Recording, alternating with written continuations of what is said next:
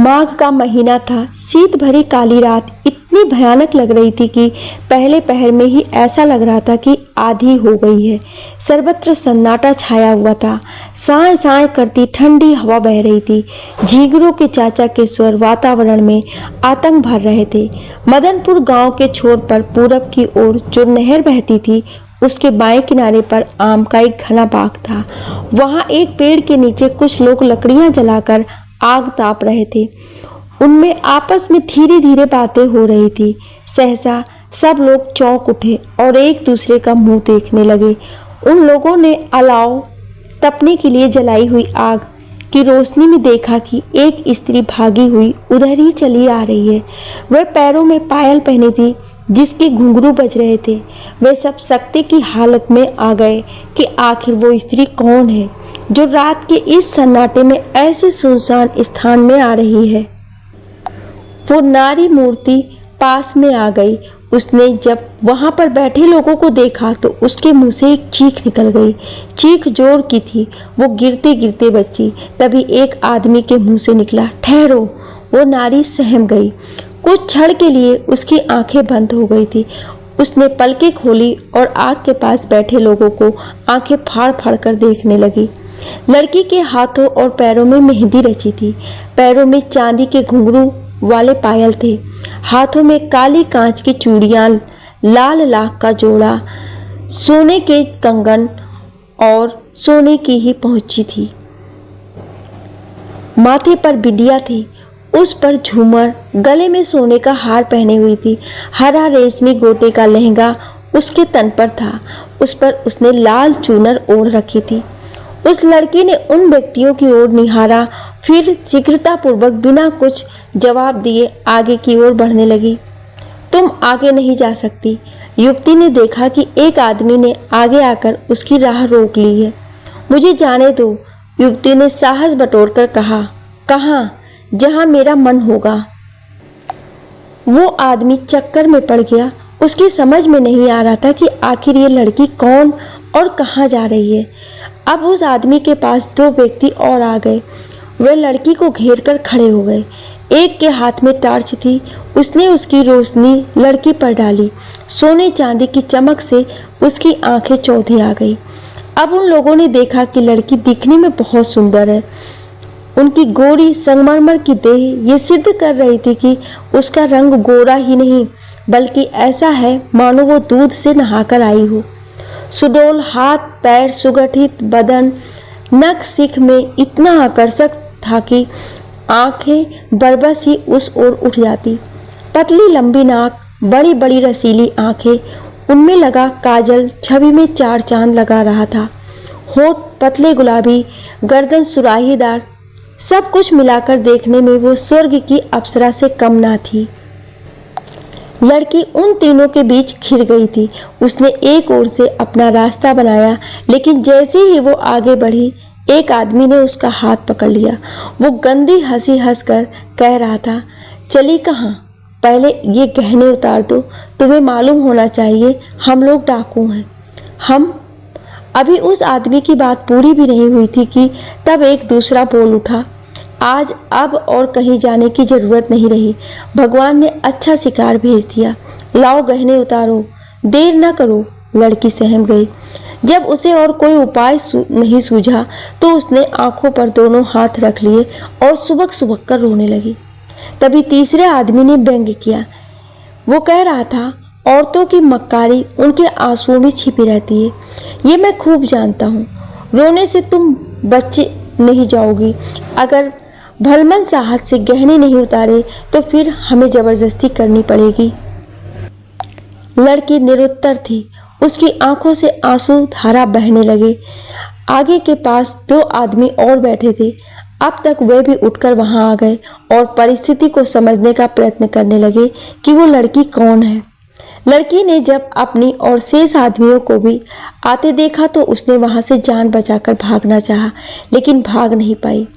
दो आदमियों ने उसे पकड़ लिया। वो जोर से चीखी, फिर गिर पड़ी और गिरते ही बेहोश हो गई। सुबह जब लड़की को होश आया तो उसने अपने को एक गुफा में पाया। वो पहाड़ी गुफा जैसी थी। एक और आग जल रही थी। उस पर पीतल के बर्तन में कुछ चढ़ा हुआ था। दूसरी तरफ 2-3 आदमी बैठे हा हा हू हू कर रहे थे। वो उठकर बैठ गई और विस्मय विस्तारित आंखों से इधर उधर देखने लगी। सबसे पहले उसकी नज़र अपने बदन पर गई कि कहीं डाकुओं ने उसके गहने उतार तो नहीं लिए, मगर सभी जेवर सुरक्षित थे। इससे उसे संतोष हुआ।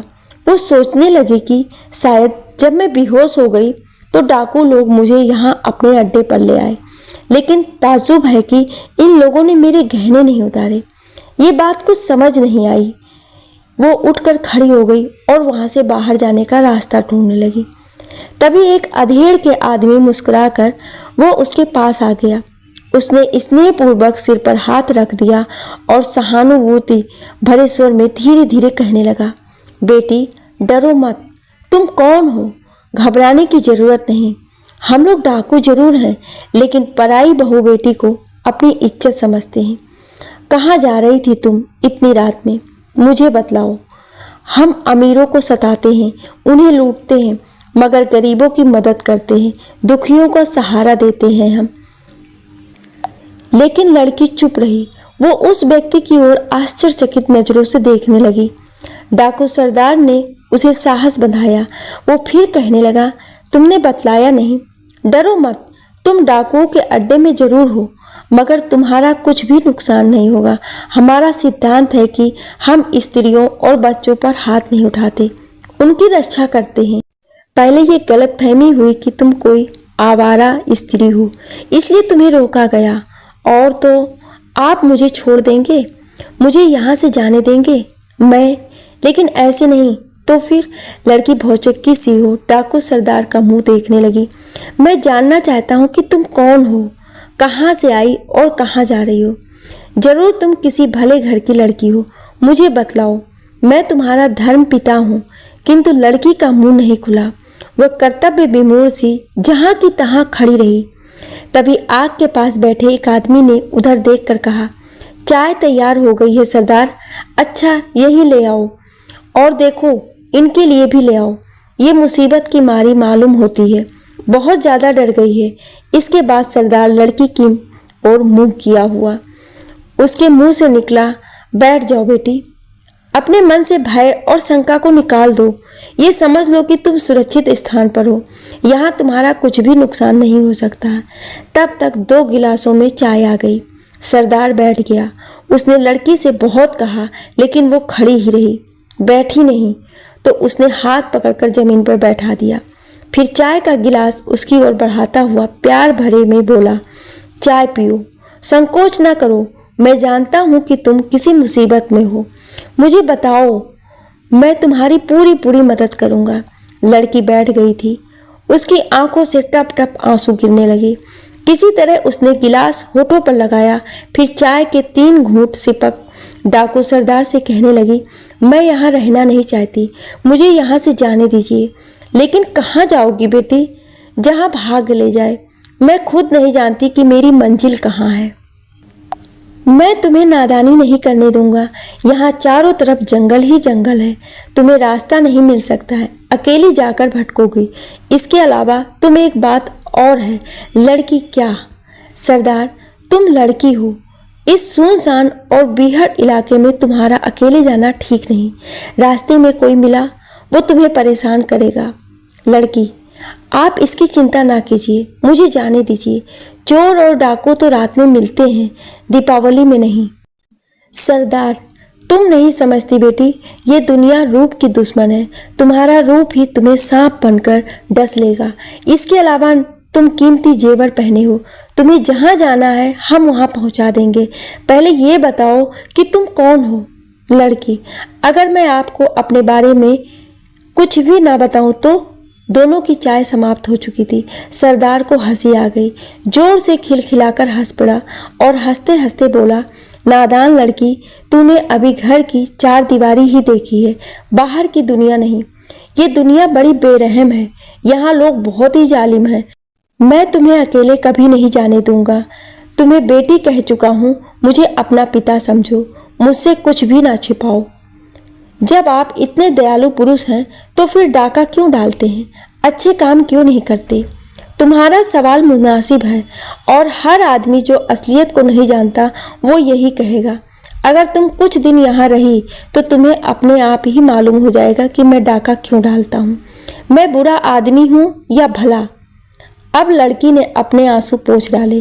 वो एकाएक सरदार की ओर देखने लगी। ठीक तभी सरदार ने पुनः उनके सिर पर हाथ रख दिया। अब उसके स्वर में स्नेह का फुट ही नहीं बल्कि मिश्री घुल गई। उसने कहा, हाथों की मेहंदी और माथे की बिंदिया ये बतला रही है कि तुम सुहागिन हो। क्या ससुराल से रूठ कर आई हो और अपने पीहर जा रही? लड़की बोली, ससुराल का अभी मुंह नहीं देखा डाला सरदार फिर। अब लड़की आंसू बहाने लगी और रोते रोते गीले सुर में बोली, आपको क्या बताऊं, मेरी नादानी पर आप हंसेंगे। सचमुच मैंने बड़ी भूल की जो अपना घर छोड़ा। तुम्हें ऐसा करने के लिए मजबूर क्यों होना पड़ा बेटी? सरदार ने यह कहकर अपने गमछे से लड़की के आंसू पोंछे। अब लड़की को पूरा भरोसा हो गया कि डाकू सरदार ने उसे बेटी माना है, उससे उसका अहित नहीं होगा। इसलिए उसने उसके वक्ष में सिर गड़ा दिया और सिसक सिसक कर कहने लगी, मैं लगन के मंडप से उठकर चली आई दादा, वहाँ मेरी तलाश हो रही होगी। डाकू सरदार लड़की के पीठ पर हाथ रखे उसे आश्वासन दे रहा था। 2-3 डाकू वहाँ पर और आ गए। वे सरदार के पीछे आकर खड़े हो गए। सभी में जिज्ञासा थी और एक अजीब उत्सुकता कि वो लड़की कौन है, कहाँ से आई है और इसके साथ मजबूरी क्या है। सबने सुना लड़की सरदार से कह रही थी, दादा मेरे साथ अन्याय हो रहा था। मुझे एक ऐसे आदमी के गले बांधा जा रहा था जो आयु में मुझसे काफ़ी बड़ा, धन में पूरे गांव से बड़ा और पाप में इतना बड़ा कि उसका रोम रोम उसके गुनाहों की कहानी हरदम कहता। तुम किस जगह रहती हो दादा? आप वचन दीजिए कि मुझे मेरे घर नहीं ले चलेंगे। मैं उस पापी से शादी नहीं करूंगी। वो मनुष्यता के नाम पर कलंक है। मेरी सौगंध खाइए। आप मेरे पिता हैं। आपने मुझे बेटी कहा है, तभी मैं बतलाऊंगी कि मैं तेरी कसम खाता हूँ और तेरी ही नहीं, अपने ईमान, अपने भगवान और अपने सिद्धांतों की शपथ लेता हूँ कि मैं तुम्हारी इच्छा के विपरीत कोई भी काम नहीं करूँगा। लड़की को जान सी मिल गई। वो संभल कर बैठ गई। उसने अपने आंसू पोंछे और गीले स्वर में कहने लगी, गांव मदनपुर में मेरा घर है। वहाँ के पुराने रईस भगवान दास का नाम तो आपने सुना ही होगा। उनकी कई विशेषताएं हैं, जैसे सूदखोरी, मुनाफाखोरी और हरामखोरी। कौन ऐसा है उस गांव में जो उनके अत्याचारों से पीड़ित नहीं? उनका लड़का गुलाब बाप से भी 4 हाथ आगे। उसकी कुकर्मी और दुर्व्यसनी गुलाब के साथ मेरी शादी होने जा रही थी। ये जेवर जो मैं पहनी हूँ वहीं से चढ़ावे में आए थे। इस पर डाकू सरदार ने एक दीर्घ उच्छ्वास ली और तभी उसके मुंह से निकल गया, अच्छा तो भगवान दास के लड़के के साथ तुम्हारा विवाह हो रहा था। बहुत नीच हैं वो लोग, गरीबों का खून पीकर जोंक की तरह मोटे हो रहे हैं। मैंने कई बार प्रोग्राम बनाया लेकिन अभी तक उनका नंबर नहीं आ पाया। तुम्हारे पिता का क्या नाम है बेटी? लड़की, ईश्वर लाल। और तुम्हारा? कस्तूरी। ओ, नाम तो बहुत अच्छा है। ईश्वर चाहेगा तो एक दिन तुम्हारा यश कस्तूरी की ही तरह चारों तरफ फैलेगा। लोग तुम्हारे साहस और बहादुरी की तारीफ करेंगे। तुमने परिस्थितियों से लड़ना सीखा है, उनके आगे घुटने टेकना नहीं। तुम एक आदर्श लड़की हो। कस्तूरी की आंखें गीली थी। उसने सरदार की ओर देखा और कुछ कहना चाहती थी।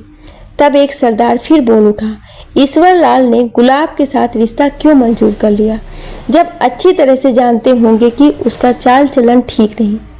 मजबूरी के आगे किसी की नहीं चलती। आज के मजबूर इंसान से ही यही पूंजीपति मनमाना फायदा उठाते हैं।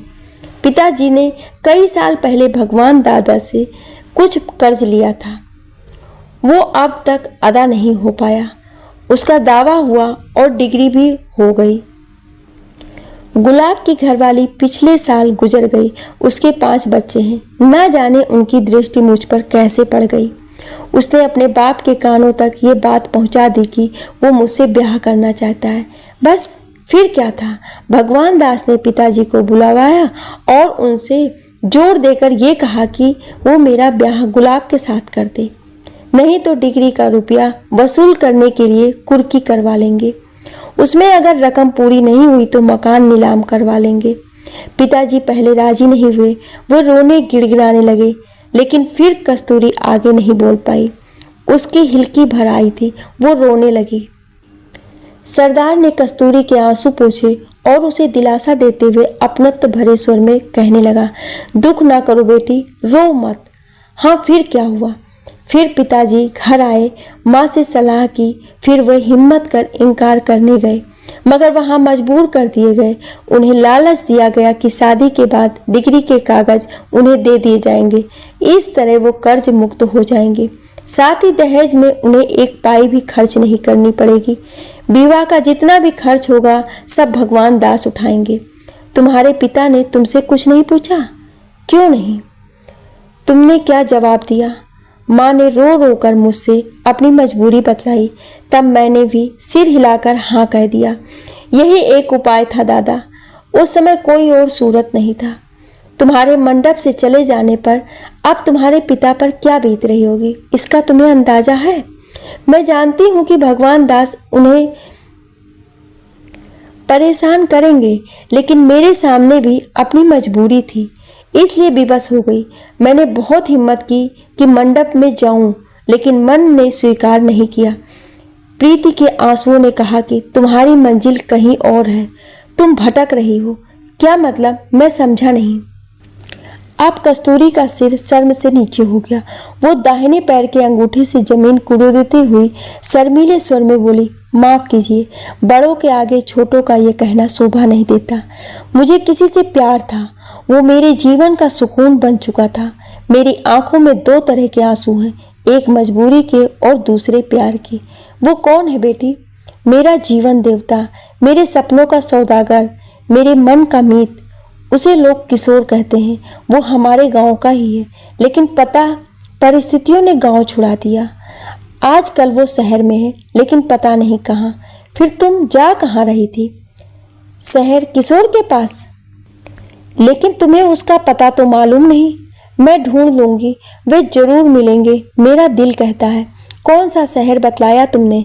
इलाहाबाद। किशोर बाबू वहीं गए हैं, वहीं काम करते थे। इधर 2 साल से कोई पत्र नहीं आया। इससे पहले इलाहाबाद से चिट्ठी आई थी। मेरी समझ में तुम्हारा इलाहाबाद अकेले जाना ठीक नहीं है। वहां जाकर भटकोगी, परेशान होगी। भटकने और परेशान होने के लिए ही ये जिंदगी मिली है। मुझे जाने दो दादा। मैं नहीं बेटी, नहीं, तुम समझती नहीं। मैं सब समझती हूँ दादा। मुझे जिंदगी का तनिक भी मोह नहीं। बस एक ही लालसा है, एक ही इच्छा है कि किशोर को देख लूं, उससे 2 बातें कर लूं। उनके बाद कस्तूरी, तुम मुझे अपना पिता समझती हो ना? इस पर कस्तूरी ने हाथों तक सिर हिलाया। तब सरदार ने उसे आश्वासन देते हुए सांत्वनापूर्ण शब्दों में कहा, मेरी राय तो ये है कि बेटी तुम यहीं रहो। हमारे आदमी इलाहाबाद जाकर किशोर का पता करेंगे। तुम मुझे पता बतला दो, हम किशोर को यहीं बुलवा देंगे। यद्यपि कस्तूरी इसके लिए राजी नहीं थी, लेकिन उस समय की परिस्थिति ऐसी थी कि उसे डाकू सरदार की बात माननी पड़ी। सरदार इसने विह्वल हो गया था। उसमें करुणा, ममता और दया, इन तीनों का संचार अनवरत रूप से होने लगा। अंत में जब अपने पर नियंत्रण नहीं रख सका तो पास बैठी कस्तूरी को शिशु की भांति वक्ष से लगा लिया। उसकी आंखें गीली हो गई थी। वो अपनी पुत्री के सिर पर हाथ फेरता हुआ आंसू बहाने लगा। दूसरी तरफ गांव मदनपुर में आज की रात बाबू भगवान दास की कोठी ऐसी सज रही थी मानो किसी नई नवेली दुल्हन ने श्रृंगार किया हो। ग्रामीण वातावरण को उन्होंने नगर के रंग में रंग दिया। गांव भर में सर्वत्र यही चर्चा थी कि भगवान दास की कोठी बिजली के बल्बों से सजी है। रंग बिरंगी रोशनियां हैं। कोठी तो रंगीन बल्बों से सजी ही थी। लान के पेड़ पौधों पर भी हरे, लाल, पीले और बैगनी सफेद बल्ब जगमगा रहे थे। इसके लिए भूतपूर्व जमींदार भगवान दास ने नगर इलाहाबाद से कई बैटरी सेट मंगवाए थे।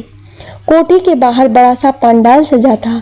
उसमें लगे श्वेत राड अपनी दूधिया रोशनी से कुर्सियों पर बैठे लोगों को नहला रहे थे। लाउड स्पीकर पर फिल्मी रिकॉर्ड बज रहे थे। आंगन में विवाह का मंडप सजा था और वहीं बज रही थी शहनाई। बाहर नौबत के नगाड़े अलग बुलंद थे। आज बहुत ही शानदार दावत थी। भगवान दास ने अपने गांव के लोगों को नियत समय पर बैंड आ गया, ये भी शहर से बुलाया गया था। इसमें निर्देशक के अलावा 40 आदमी थे। भगवान दास के आदेश पर आतिशबाज ने एक गोला दागा। ठीक तभी बैंड बजने लगे और भीतर मंडप में निकासी का क्रम आरंभ हो गया। पंडित मंत्र पढ़ने लगा। गुलाब की माँ उसे मंडप में ले आई। जब विधिवत सभी रस्में पूरी हो गई तो खूब धूमधाम के साथ बारात उठी। आगे आगे आतिशबाजी छूट रही थी। उसके बाद था बैंड, फिर गैस बत्ती के हैंड वाले, उसके बाद हाथी था जिस पर कई बाराती सवार थे। बारातियों के बीच घोड़े पर सवार गुलाब था। उसके सिर पर फूलों का सेहरा पड़ा हुआ था। जैसी रौनक और धूमधाम बर पक्ष की ओर थी, वैसी ही लड़की के दरवाजे पर थी।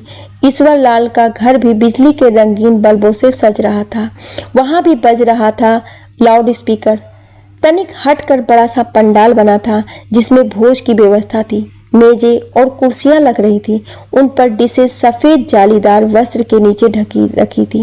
लोग आपस में कानाफूसी करते कि कस्तूरी के ब्याह का सारा खर्च भगवान दास ही उठा रहे हैं। कलयुग है, ऐसा तो आज तक इस गांव में कभी हुआ ही नहीं।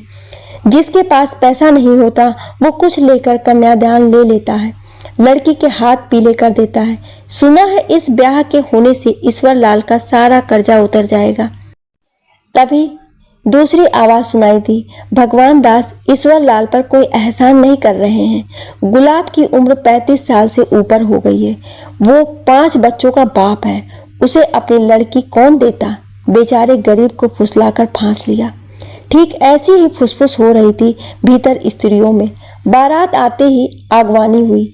द्वाराचार की रस्म पूरी हो गई। दावत का दौर शुरू होते ही सब में आनंद और उत्साह की लहर दौड़ गई।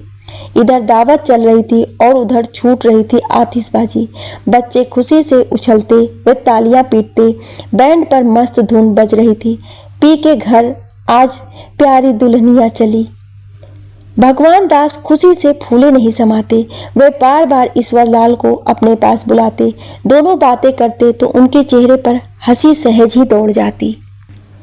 दावत के बाद जब लड़का मंडप में आया, भीतर लड़की का चढ़ावा चढ़ रहा था तो पुरोहित ने जल्दी मचाई। वो मंडप के नीचे से चिल्लाया, कन्या को ले आओ, लगन का मुहूर्त निकला जा रहा है। इधर पंडित जल्दी कर रहा था और उधर गहनों और वस्त्रों से लदी कस्तूरी असमंजस में पड़ी थी। उसे तनिक भी एकांत नहीं था मिला था। सहेलियां उसे घेरे थी। कस्तूरी की माँ उस कमरे में आई। वह अन्य लड़कियों से बोली, अभी तुम लोग पूरा श्रृंगार नहीं कर पाई? विवाह का मुहूर्त निकला जा रहा है, जल्दी करो, कस्तूरी को जल्दी लाओ। कस्तूरी ने 2 दिन पहले से ही ये निश्चय कर लिया था कि वो गुलाब से शादी नहीं करेगी, लेकिन अभी उसकी नीयत धूमिल थी। प्रेम के आंसू जब आंखों में आ जाते तो वो अपने निश्चय पर दृढ़ हो जाती और जब बाप की मजबूरी पर विचार करती तो उसमें त्याग की भावना बलवती हो उठती। इसी दुविधा और असमंजस में पड़ी थी कस्तूरी। उसने एक बार फिर साहस किया कि सखियों के साथ मंडप में जाए, लेकिन तभी उसके कानों में किसी ने पुकारा, कस्तूरी मेरी राह देखना, मैं आऊँगा, तुम्हें यहाँ से ले जाऊँगा, तुम मेरी हो, तुम्हें मुझसे कोई भी नहीं छीन सकता, तुम शाम हो और मैं परवाना। कस्तूरी सहेलियों के बीच से उठी। उसने लघु शंका का बहाना किया। इधर सहेलियां उसकी प्रतीक्षा करती रही और उधर वह पीछे का दरवाजा खोल चुपके से बाहर निकल गई। बस फिर क्या था, थोड़ी ही देर में शोर मच गया कि कस्तूरी कहीं चली गई। माँ ने सुना तो छाती पीट ली। बाप भी सिर शोक के कारण झुकने लगा। गुलाब मंडप में बैठा था, वो चौंक गया। जल्दी से उठकर खड़ा हो सेहरे के फूल तोड़ तोड़ कर फेंकने लगा। भगवान दास बौखला गए थे। उन्होंने ईश्वर लाल को बुलाया और उनसे कहा, ये मैं क्या सुन रहा हूँ ईश्वर लाल? क्या इसी दिन के लिए ये रिश्ता तय किया था? मैं क्या बताऊँ, मेरी तो जिंदा ही मौत हो गई। उस लड़की ने मेरे हाल पर तनिक भी तरस नहीं खाया। पैदा होते ही मर जाती तो अच्छा था, ये दिन तो नहीं देखना पड़ता। क्या कस्तूरी ने भागकर अच्छा किया? अपनी राय हमें कमेंट बॉक्स में जरूर दीजिएगा और ऐसी ही कहानियाँ सुनने के लिए हमें सब्सक्राइब जरूर करें। Thank you.